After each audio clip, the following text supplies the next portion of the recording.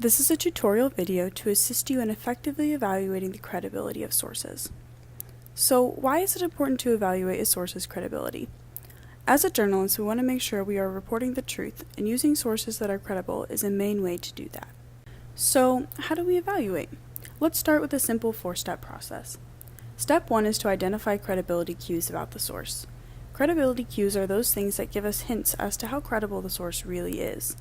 Some examples of those are author, date, bias, content, publisher, domain, sources cited in the work, title, and the list goes on.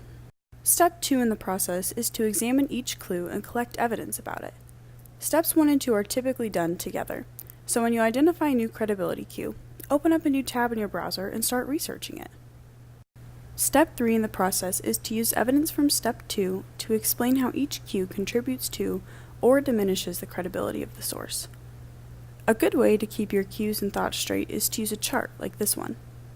The fourth and final step in this process is to summarize your evaluation in Step 3 and to explain why or why not the source is credible enough to use. This is oftentimes a simple synthesis statement. Now, let's try this on an article of our own. So here we have an article from the New York Times about the recent measles outbreak. Let's use our four-step process. Since we do steps 1 and 2 together, let's start by identifying some credibility cues.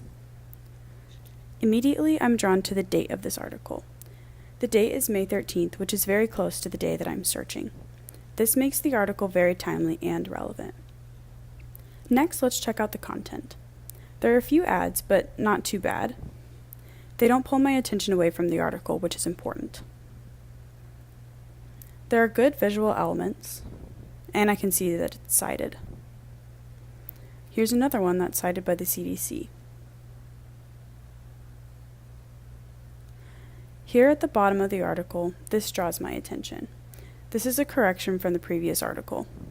This is a little bit concerning and starts to pull the credibility away from the article.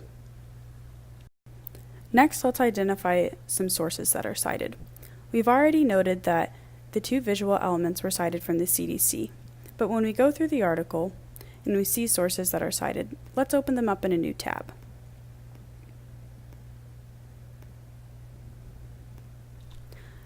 I can see that these are primarily other New York Times articles. I can also tell that they're pretty close to the day that I'm searching, which makes them very timely and also relevant. So now let's move into Step 3, evaluating our cues. Here I have the chart from before that I filled out. I have determined the source as secondary as it is reporting on events, not giving first-hand experience. Next, I have evaluated the date.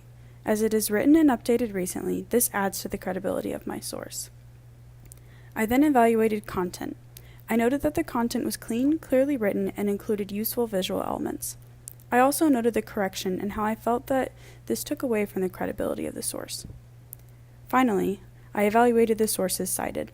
I said that they were also articles from the New York Times, a reputable source, and that they were written recently, which added to the credibility of my source. Finally, I have completed my last step and added my synthesis statement that states, overall, this source is credible enough for me to use in my search because, while corrections in the content diminished the credibility, the rest of the content was reliable, along with the date and sources cited. Thank you for watching, and I hope that you found this video helpful. Happy searching!